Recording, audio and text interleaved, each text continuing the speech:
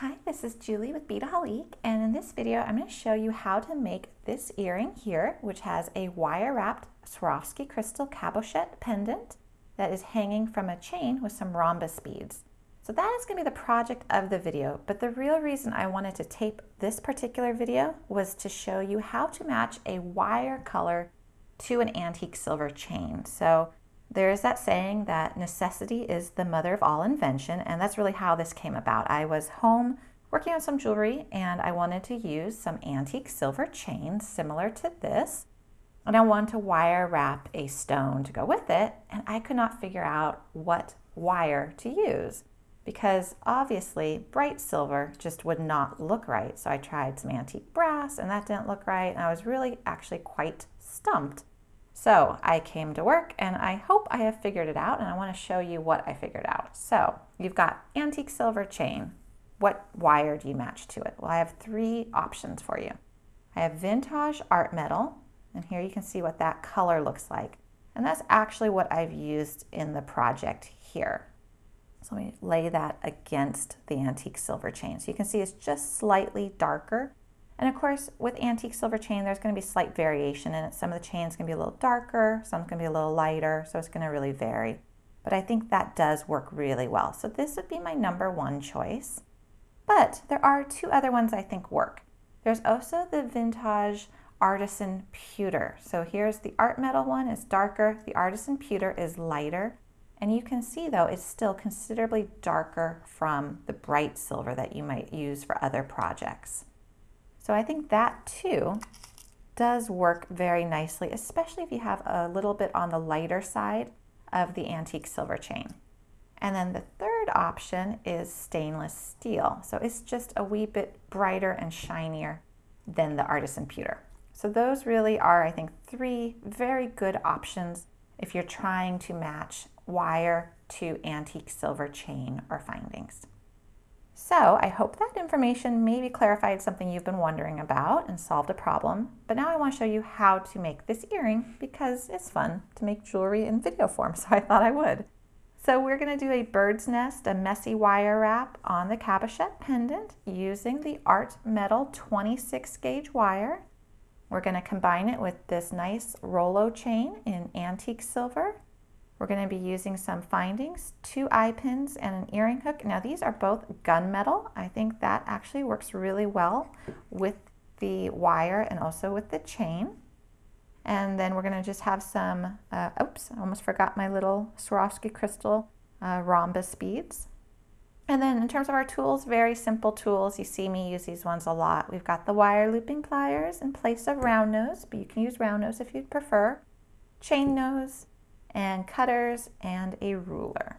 Let me show you how to do this.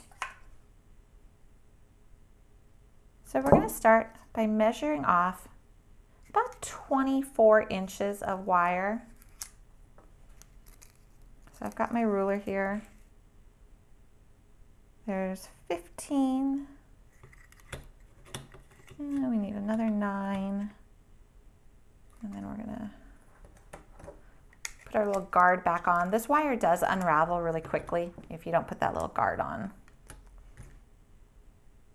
We put all these other guys up. So I really like messy wire wrapping with antique silver. I just think it lends itself to it. But of course you could do a neat wrap too if you wanted. So let's go ahead and wrap this guy. We're going to take the wire and put it through the hole, and then we're going to bend it up. We've got about an inch, inch and a half here for this short tail. And we're going to wrap that short tail around the longer one.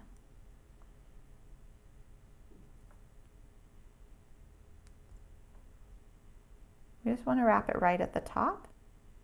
And I'm going to, at this point, I made one wrap. I'm going to grab my wire looping pliers. I want to be able to better hold on to this. I'm just going to, above that first wrap we did, crimp. So it did half the work for me. And now I'm just going to wrap this tail a couple more times. And the beauty of a messy wire wrap is you don't have to be too concerned with how this looks right now, which is very freeing. Go ahead, bend over your long wire, rotate your pliers upwards, so you're grabbing at the top of your loop, and pull your wire so that the wire crisscrosses over the stem and wrap it a couple times. And then that short tail, you only need it to be wrapped 3 or 4 times, and then trim it off. Now we're going to go ahead and wrap over that short tail, so I just want it to be trimmed pretty short, but I'm not too concerned about the end of it.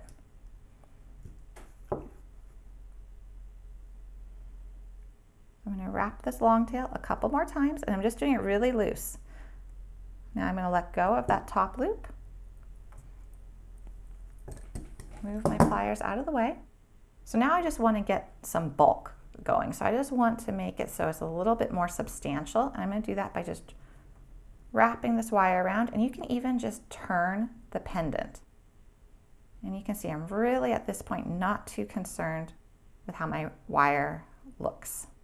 So now as I'm turning it, lift the wire up in places, pull it down in other places, keep turning. You see how I'm crossing it over, it's going in all directions. I'm going to do this for a little bit. And then I want to periodically make sure that my loop is up top. Okay, so now that I've gotten some more of a nice foundation going, I'm going to take the end of my wire, and I can already tell I have actually maybe a little too much wire here. So to save myself a little effort, I'm just going to trim off a couple inches. I'm going to take my tail and I'm going to weave it into some of that messy wrapping that already exists. And we've already covered that short tail, so it no longer is visible and it's tucked in there. So just periodically catch the end of your wire under some of the wrappings and pull it through. It almost feels like you're sewing is what it ends up feeling like, because it's like you're stitching between different layers. And then just wrap. And sometimes you can bring it up. You can even bring it around the neck of your wrapped wire loop and pull it back down.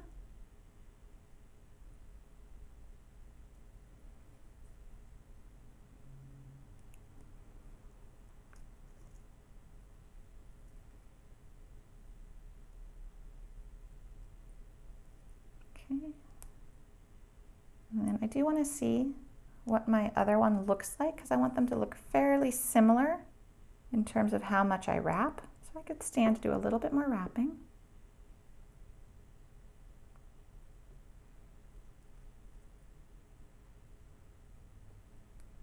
Okay, now I'm happy with that, so I'm going to get rid of my tail. So I want to tuck it in. So I'm going to weave it in. Keep weaving it in.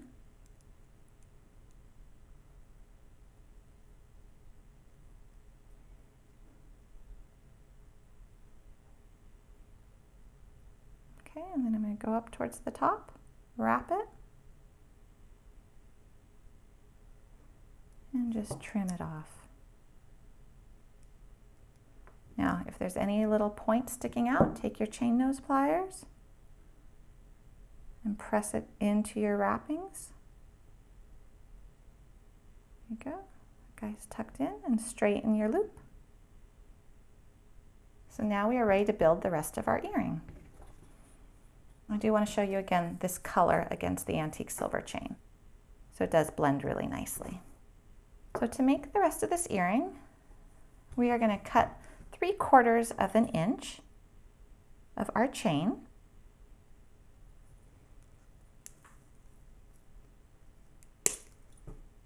And then we are going to go ahead and put each of the little rhombuses onto an eye pin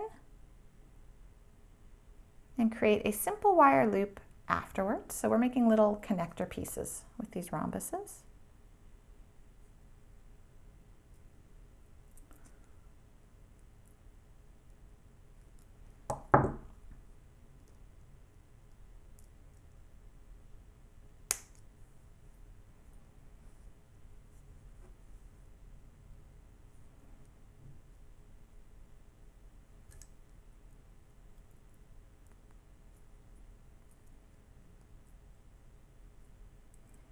where I'm cutting is right where my wires overlap. Okay, so I'm going to open that loop. I'm going to slide on my wrapped wire loop and close it back up. Then I'm going to go ahead and open the other loop. I'm opening it just like a jump ring and slide on the last chain link of my cut piece of wire and then close it back up. Go to the other side, open my loop, attach onto it that end chain link, close it back up. And I'll open the loop at the base of the earring hook and attach it to that simple loop on top of the rhombus. And we are done. So we built what I think is a pretty pair of earrings, and we were able to use antique silver chain, the Vintaj art metal wire, and gunmetal findings. You can find all the supplies for this project and more at Beadaholique.com.